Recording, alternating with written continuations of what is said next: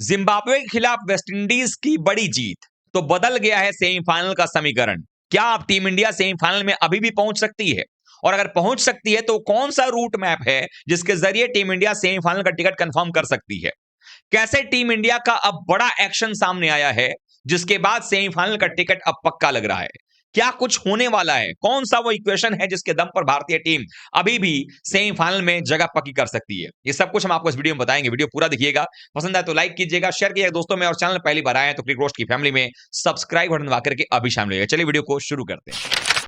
West Indies ने Zimbabwe के खिलाफ 107 रनों की जीत हासिल की, और वेस्ट इंडीज ने जिस तरीके से जिम्बाब्वे को हराया, उनका नेट रन रेट सीधे प्लस में पहुंच गया है 5.35 पे।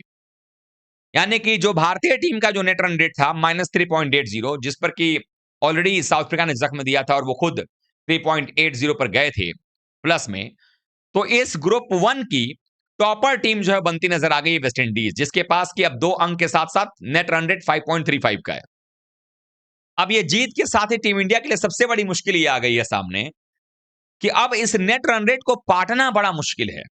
अब इसको पाटने के लिए आपको जिम्बाब्वे को 100 रन से ऊपर से हराना पड़ेगा, प्लस आपको वेस्टइंडीज को भी उतने ही बड़े अंतर से हराना पड़ेगा, ताकि आप वेस्टइंडीज और जिम्बाब्वे के खिलाफ 2 जीत हासिल करके साथ ही साथ एट द सेम टाइम आप जो है वो वेस्टइंडीज के नेट रन रेट को नीचे कर सको, और तब अपने आप को उस रेस में लगा सको कि आप सेमीफाइनल खेलोगे।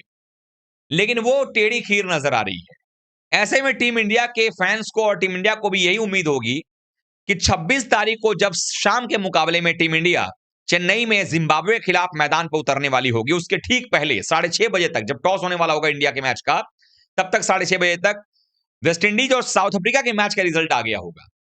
और उस मैच में टीम इंडिया के तमाम फैंस ये चाहते हैं कि साउथ अफ्रीका की टीम वेस्ट इंडीज को हरा दे, क्योंकि अगर साउथ अफ्रीका की टीम वेस्ट इंडीज को हराएगी तो south Africa straight away qualify कर जाएगी, क्योंकि उसके 4 अंक हो जाएंगे, नेट रन रेट बेहतर है, वो क्वालिफाई कर जाएगी, और एक मैच उसका बचा रहेगा 1 मार्च को जिम्बाब्वे के खिलाफ।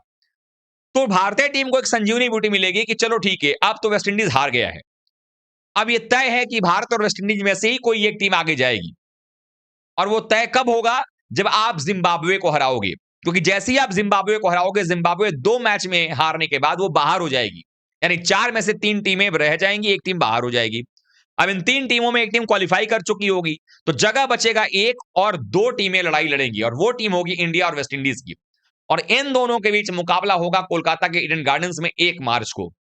और उस 1 मार्च को जो मुकाबला होगा, उस मुकाबले में भारतीय टीम अगर जीतेगी वेस्ट इंडीज से तो सीधे सेमीफाइनल में प्रवेश कर जाएगी, यानी नेट रन रेट का झंझट ही खत्म हो जाएगा।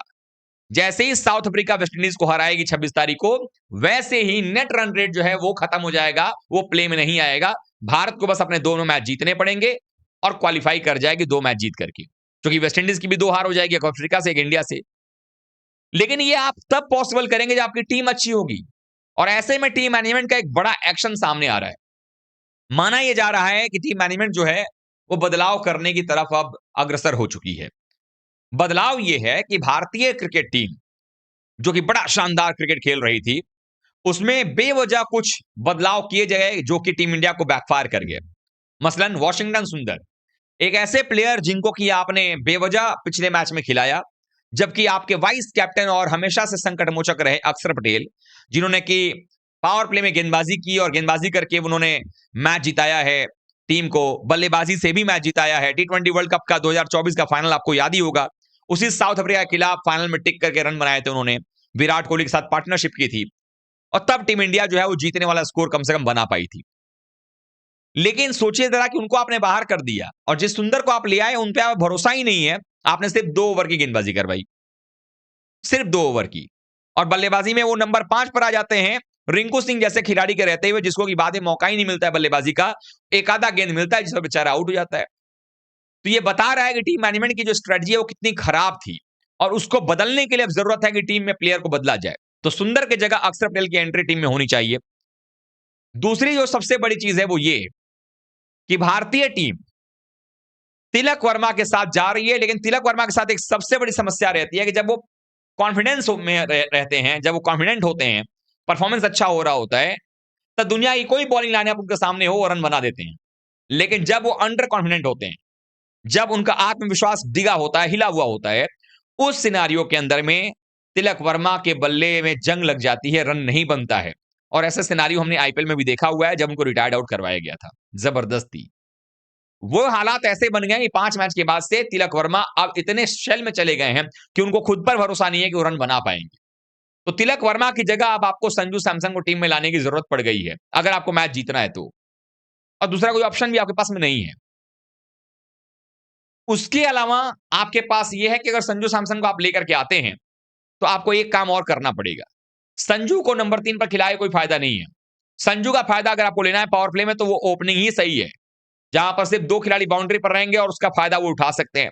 दूसरा फायदा ये होगा कि जो सामने वाली टीमें ईशान और अभिषेक को देख करके राइट आर्म ऑफ स्पिनर को लेकर के लगा देती हैं कि भाई आकर के विकेट लिया जाएगा, वो सिलसिला कम होगा या खत्म हो जाएगा, क्योंकि संजू राइट हैंडर है और वही स्ट्राइक लेते हैं। अभिषेक नॉन स्ट्राइक एंड पर रह जाएंगे और अभिषेक को भी बैक करना पड़ेगा, क्योंकि अगर उनका फॉर्म आ गया, उनके रन लगने लगे, फिर भारतीय टीम को वो क्रंच मैच जिता करके दे देंगे, ये बात तय है।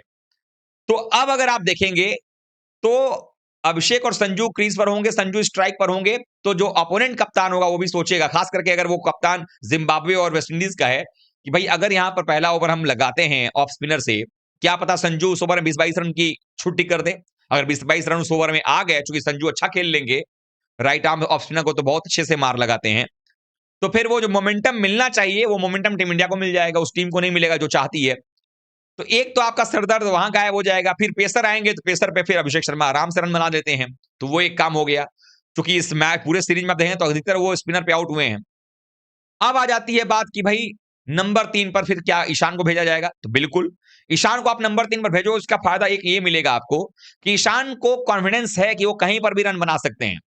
और न्यूजीलैंड सीरीज में 5 मुकाबलों में ईशान ने जो है नंबर 3 पर बल्लेबाजी की थी, और इवन अंतिम मुकाबले में उन्होंने शतक भी जड़ दिया था, और वो ताबड़तोड़ बल्लेबाजी कर रहे थे। तो ऐसे में ईशान को टीम हित में वहां बैटिंग करने में कोई दिक्कत नहीं होगी, क्योंकि ईशान को पता है कि उनकी जगह पर अब कोई खतरा नहीं है, चाहे वो ओपनिंग करे चाहे नंबर 3 पर खेले। तो ईशान कॉन्फिडेंटली जो है वहां पर खेल सकते हैं, ये एक चीज बड़ा अच्छा है।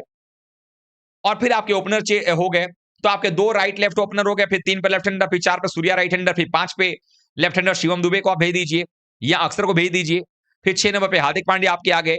तो ये होगा आपका बैटिंग ऑर्डर, जिससे कि आपकी टीम मजबूत लगने लगेगी। और आपकी टीम को आपकी गेंदबाजी में भी कहीं ना कहीं सोचना पड़ेगा कि क्या रिंकू सिंह के जगह पर आप एक स्पिनर को लेकर के आ सकते हैं एक्स्ट्रा, जो कुलदीप यादव होंगे, या फिर मोहम्मद सिराज को आप लेकर के आ सकते हैं, जो कि सामने वाली टीम के लिए जो है वो एक खतरा बन सकते हैं।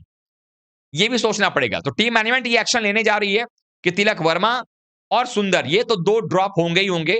संजू सैमसन की टीम में एंट्री होने जा रही है, और अक्षर पटेल की भी फिर से वापसी कराई जाएगी, और उनको वो सम्मान दिया जाएगा बतौर उप कप्तान। आप लोगों को क्या लगता है, क्या भारतीय टीम में परिवर्तन करने की आवश्यकता नहीं है? क्या हम सिर्फ इस बात पर निर्भर करें कि साउथ अफ्रीका वेस्ट इंडीज को हरा दे और हम अपना मैच हार जाएं, तो क्या फायदा होगा इसका? इसीलिए जो बदलाव है जरूरी है, और समीकरण भी यही है कि आप अपने दोनों मैच जीतो, और तब उम्मीद करो कि अफ्रीका भी जो है वो हरा दे वेस्ट इंडीज को।